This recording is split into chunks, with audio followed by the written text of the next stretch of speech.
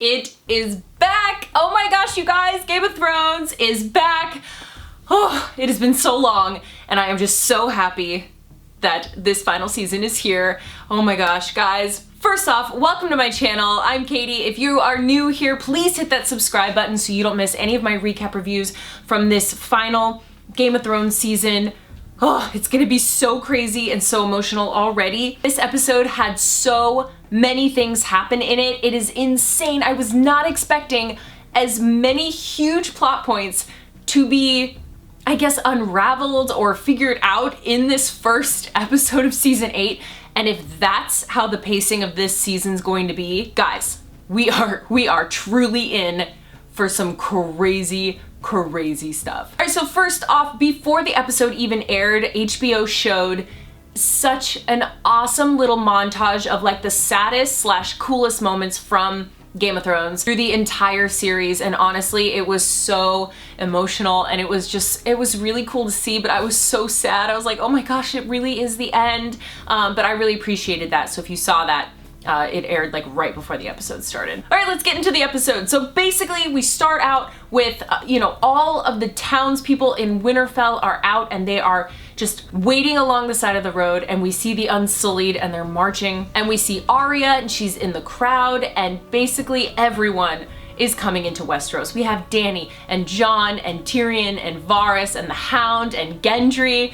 It is like everyone is coming into Winterfell in this moment, and it was so cool to see Arya's reaction, because she would smile when she, saw Jon and Dany, she would smile when she saw Gendry, and then she saw the Hound and was like, oh no. I just think that was such a cool way to throw us into this season. Basically, we got a ton of our characters in one spot, all going to Winterfell, and then of course you have the dragons fly over and scare the crap out of all the townspeople, which, yeah, would definitely happen. I mean, I guess one way to get a whole city to like you is to scare them with dragons, but I mean, that was pretty funny just to see everyone running around like afraid of the dragons. So we see Jon get into Winterfell. The first person he sees is Bronn, which is so cool. It was so nice for them to have a moment with each other. I have to say, Bronn is so freaking creepy this whole episode, I'm not gonna lie. But I love how quick everything just kind of like jumped into in this episode. So, we have Jon, seeing Bronn, and then immediately Daenerys meets Sansa. And I liked that meeting, I'm not gonna lie. Obviously Sansa had to have some questions about Daenerys, which totally made sense, and but I just like how quick all of that moved.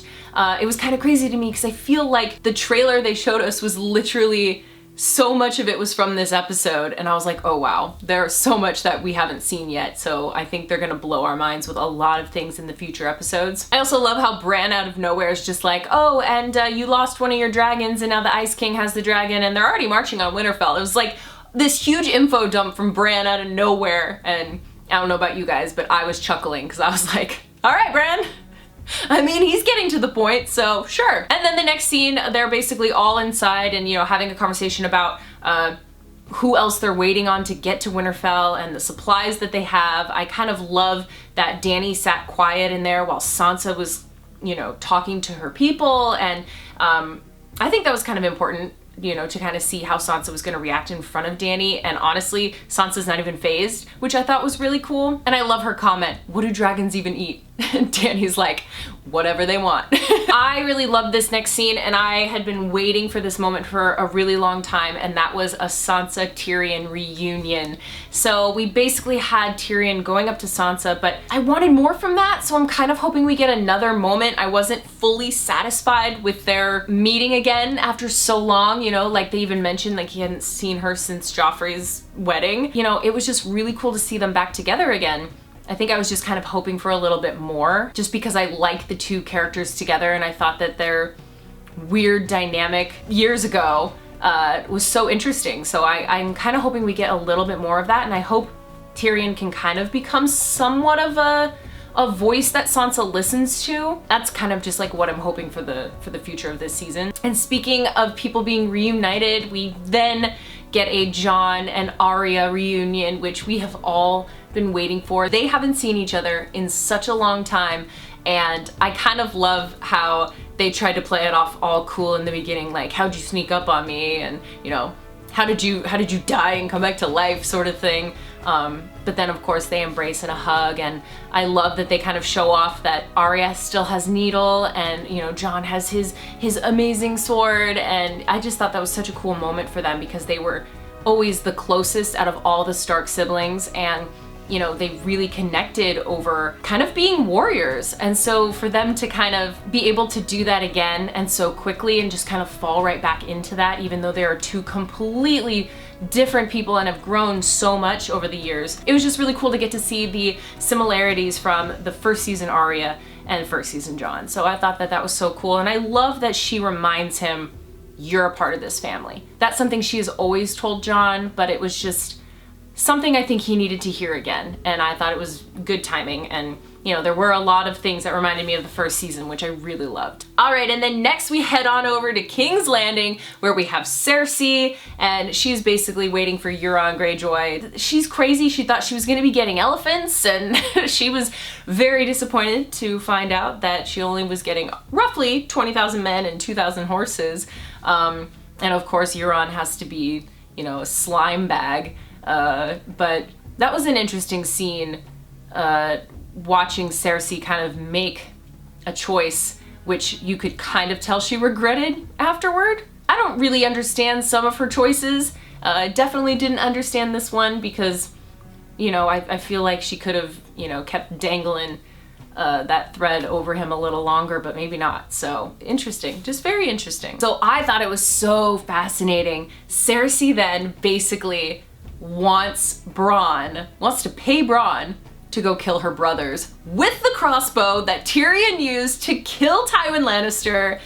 I mean, fitting and smart. I think that that's hilarious, and it definitely sounds like something messed up and twisted that Cersei would come up with, but there's no way Bronn's gonna kill Jaime, right? Like, there's no way there's enough money in the world that Bronn is going to kill Jaime. In fact, you know, Bronn's whole thing throughout the entire series has been, you know, he'll just do anything for money. If the price is right, the price is right. Tyrion offered him double, he didn't take it. So obviously money is not everything. I think he's more loyal to Jaime than anyone else. So there's no way he's gonna go kill Jaime, but he's definitely gonna make it over to Winterfell and hoping that he helps fight alongside everyone against the army of the dead, because, you know, he is a skilled fighter and I think he'd be very useful to them. So this next scene was awesome because we basically have seen that Yara is held captive in one of the ships just right outside of King's Landing, and we get Theon Greyjoy rescuing her, which is awesome because there's been so many times that Yara has had to rescue Theon, and I love that she like headbutts him to kind of get back at, you know, basically jumping off the ship as like a coward, and she was getting captured, but then she offers her hand out like, all right, well, we're even and you saved my life, so let's do this. And the very next scene is something that I really loved, is that she said, like, we can reclaim the Iron Islands, and if Daenerys and her army need a place to fall, the army of the dead can't go through water or walk through water, which I don't know if that's true, to be honest. Maybe they can't, but do we know this for sure? I don't know, they just kind of told us that. So apparently if you're on an island, you're safe. So her idea is, you know, if they need a place to land, go to the Iron Islands, and she'll restake her claim there. And, you know, she tells Theon, like, you want to go fight for the Starks, go fight for the Starks. And I think that that's really important for her to tell him it's okay to do that, because, you know, I think especially last season, Theon really was struggling between, like, am I a Stark? Am I a Greyjoy?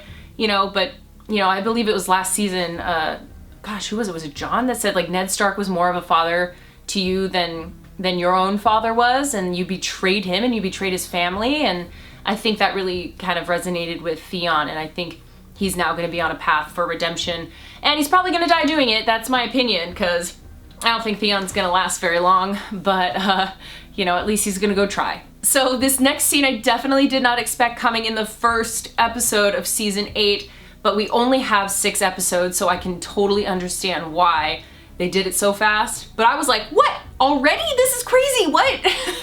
So Dany says that her dragons aren't eating enough. There's definitely not enough food in Winterfell to keep her dragons. They don't like the north. So Dany takes Jon, to visit the dragons. She hops on Drogon and just tells Jon, go ahead. And then we basically get like this comedic How to Train Your Dragon moment of him clumsily trying to climb onto Rhaegal and flying on him for the first time. He even says like, what do I hold on to? And she's like, anything you can. And that was just kind of a fun moment. I was not expecting ever that Jon would ride a dragon for the first time for fun. I'm not gonna lie, I thought that he would have to do it out of pure necessity because they were at war and a dragon landed near him and he was like, no one's here I'm gonna go ride this dragon. Like, I think that's kind of how I always pictured him riding a dragon for the first time. But I'm not gonna lie, this was fun, and it also allows for the awkward, Jon doesn't even know how to ride a dragon. How's he just automatically riding a dragon into battle? So that makes sense to me, but this was kind of like a fun, and it added a little bit of comedy and humor to the situation, which I can imagine would be pretty awkward. And plus that was a nice little moment for Dany and Jon to have with each other, so I liked that. We did also get a little moment of Dany basically telling Jon, your sister doesn't like me. And if she doesn't like me, well...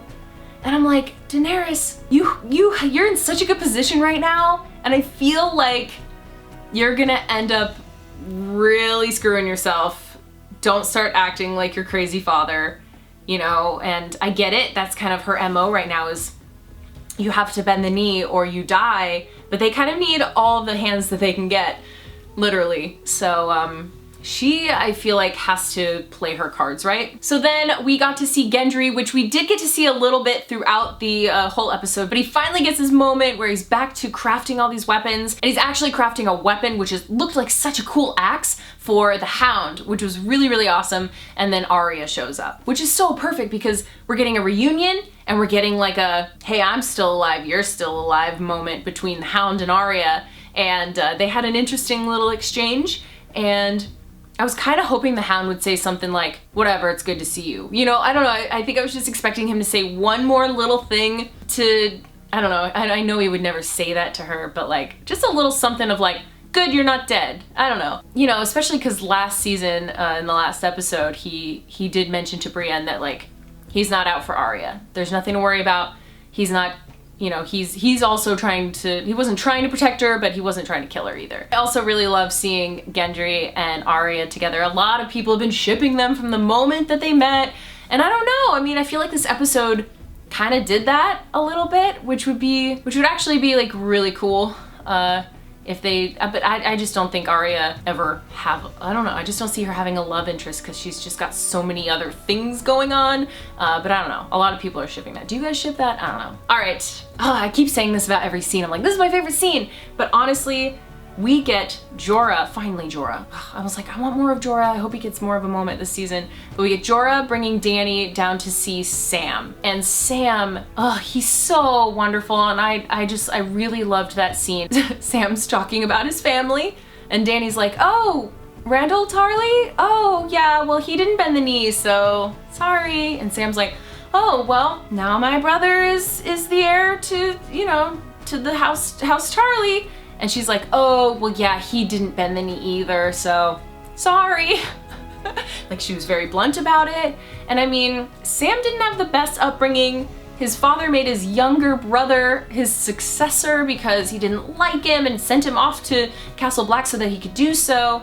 And I don't know, I don't feel like Sam should be super angry about it, but it's Sam and he's sensitive, and so that was interesting to me. And immediately Sam runs outside right into Bran, and Bran is like, cool, so you gotta go tell Jon now. Sam's like, you're his brother. And he's like, I'm not his brother.